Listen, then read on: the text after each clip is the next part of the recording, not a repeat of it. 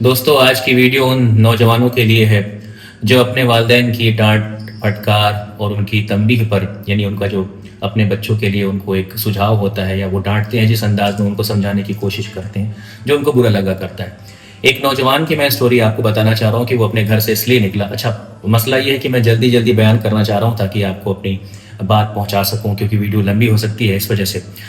एक नौजवान अपने घर से इस बात से सोचता हुआ बाहर घर से निकला कि उसका आज इंटरव्यू था और वो सोच रहा था कि अगर मेरा इंटरव्यू में आज सिलेक्शन हो गया तो मैं अपने माँ बाप का घर छोड़ दूंगा और मैं किराए के मकान पर रहूंगा और अपने घर से अपने वालिदैन से रिलेशन ख़त्म कर लूँगा, क्योंकि मेरे बाप स्पेशली बाप, माँ और बाप की बात करो, स्पेशली बाप हर बात में मुझे टोका करते थे। वो जैसे घर में कभी कूलर चल रहा है तो बाप का अगर आना हुआ ऑफिस से और आके देखा कूलर क्यों चल रहा है और ये छोड़ के चले गए कुछ देर के लिए, तो बाप तंबी करता था, डांटता था, शाउटिंग करता था कि ये तुमने कूलर क्यों खोल रखा है, ये इलेक्ट्रिसिटी कौन इसका बिल पे करेगा। वैसे ही दूसरी बात है, एसी है, लाइट्स जल रही है, तो जब भी बाप घर में आता था और अगर ये कमरे में मौजूद नहीं होते तो अननेसेसरी कूलर चल रहा है, लाइट चल रही है या फिर आपके एसी चल रही है, टीवी चल रही है, तो इन सब चीज़ों पर बाप का खास तौर से ताकीद हुआ करती थी और बाप उस पर नाराज़गी जाहिर किया करता था कि ये सब अच्छा नहीं है, ये अमल अच्छा नहीं है, तुम्हारा ऐसा नहीं करना चाहिए और उसको तुमको स्विच ऑफ करके रहना चाहिए। जैसे वो नहाने के लिए गया तो वॉशरूम में गया नहाने के लिए और फिर वो गीज़र को ऑफ करना भूल गया। जब वापस आया तो फिर बाप ने देखा कि गीज़र चल रहा है तो उसने इस चीज़ पर भी पाबंदियाँ लगाई और बाज़ औक़ात उनको बार बार इस चीज़ का कहा करता था कि इन सब चीज़ों को तुमको ख्याल रखना चाहिए, वरना इससे आने वाले वक्त में तुमको खुद नुकसान उसका झेलना पड़ सकता है। और यही सारे मैनर्स हुआ करते हैं, तुमको मैनर्स को समझना चाहिए। और ये बात क्योंकि जो नौजवान है उसको अपने बाप की हर बात बुरी लगा करती थी, क्योंकि ऐसी एज में ऐसा हो जाया करता है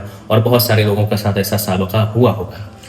वो जब वह घर से बाहर निकला और उसने सोचा कि आज मेरा इंटरव्यू हो जाएगा, इंटरव्यू होने के बाद सिलेक्शन हो जाएगा और सिलेक्शन होने के बाद मैं घर छोड़ दूंगा, ये बात मैं पहले भी बयान कर चुका हूँ। जब वो इंटरव्यू के कैंपस में पहुंचा जहाँ पर इंटरव्यू चल रहा था, उसमें बोर्ड ऑफ डायरेक्टर्स थे और जो लोग इंटरव्यू ले रहे थे, इंटरव्यूअर वगैरह, तो उसने देखा कि उसके पहले काफ़ी लोग मौजूद थे जो इंटरव्यू की लाइन में खड़े हुए थे और ये भी उसमें गया और जाने के बाद ये भी अपनी जगह पर उसने ली और बैठ गया।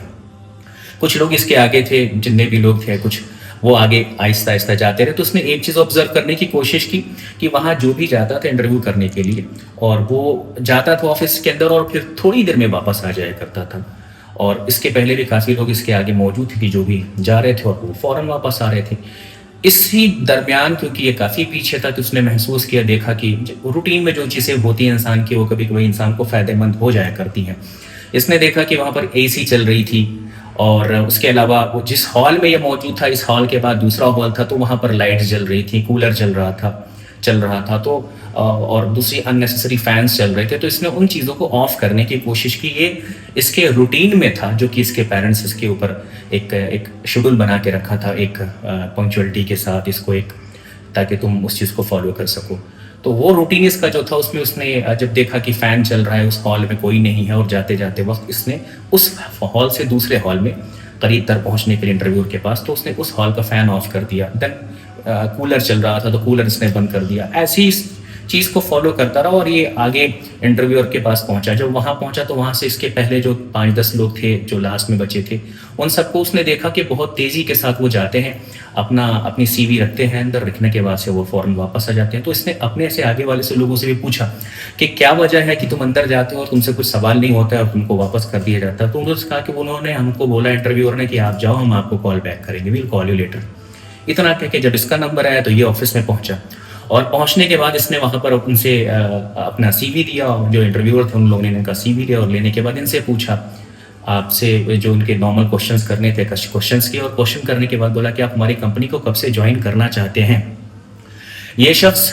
इस चीज़ को महसूस कर रहा था कि इसके पहले काफ़ी एक्सपीरियंस्ड लोग गए थे और जिनको वो अंदर पहुंचते थे और सीवी देखते थे और उनको बोलते हुए विल कॉल यू लेटर, इतना कह के। लेकिन इस बंदे के इंतज़ार में वो लोग मौजूद थे और उन्होंने उसको वहाँ पर बोला कि हम आपको सेलेक्ट करते हैं और आप कब से ज्वाइन करना चाहते हैं। तो इसने इंटरव्यूअर से सवाल किया कि सर मुझे एक बात समझ में नहीं आ रही, मेरे से काफ़ी एक्सपीरियंस लोग वहाँ पर मौजूद थे जिनको आपने सेलेक्ट नहीं किया और हर बंदे को आपने वापस किया और जब मेरा नंबर आया तो आपने मुझे कुछ सवाल किए, नॉर्मल सवाल किए और उसके बाद आपने मुझसे कहा कि आप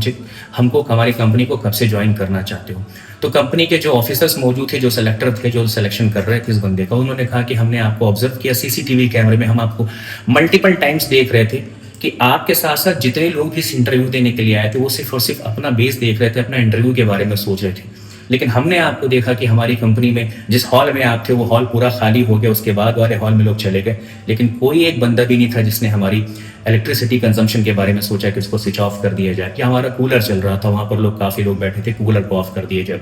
या फिर दूसरे फैंस चल रहे थे। तो हमने हर चीज़ में आपको ऑब्जर्व किया कि हर बार आप ही उस चीज़ को अपना स्टेप ले रहे हो और आप इनिशिएट कर रहे हो और आप उसको स्विच ऑफ कर रहे हो। तो हमने ये रियलाइज़ किया कि क्वालिटी तो सबके अंदर होती है, लेकिन आपके अंदर कुछ एक्स्ट्रा क्वालिटी है जिसकी वजह से हम आपको सेलेक्ट कर सकते हैं। बिकॉज ऑफ वाई कि आप जैसा इंसान जो अभी हमारी कंपनी को ज्वाइन भी नहीं किया है और हमारी कंपनी से उसका कोई रिलेशन नहीं है, वो हमारी कंपनी के बारे में इतना बेहतर जाता है।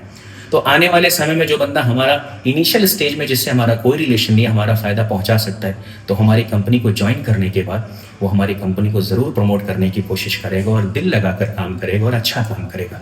अच्छा, ये शख्स तो ये सोच कर आया था कि जॉब मेरे हो जाएगी और इंटरव्यू मेरा सिलेक्शन हो जाएगा तो मैं अपने वालिदैन का घर छोड़ दूंगा और किराए के मकान पर रहूँगा।